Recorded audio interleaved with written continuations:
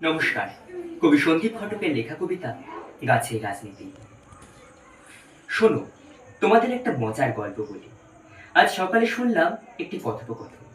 আমার বাড়ির কাছে যে নতুন ফুলটি আজ ফুটেছে, গাছের পুরনো ডালটিকে জিজ্ঞাসা করছে, আচ্ছা একটা কথা বলো, আমাদের বাগানের এক একটা ফুলের রং এক এক রকম কেন?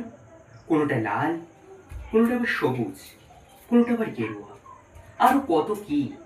কেন এমন হয়? কি দরকার এত রঙের? ডাল উত্তর দিল, ভেদাভেদ। এত রং না হলে ভেদাভেদ হবে কি প্রকার? আমরা যতই প্রকৃতির সৃষ্টি হই, মানুষ তো রং দিয়ে বিভেদ করতে ভালোবাসে। ছোট গাছ, বড় গাছ, সুন্দর গাছ, জংলা গাছ, এই বিভেদ তো চাই।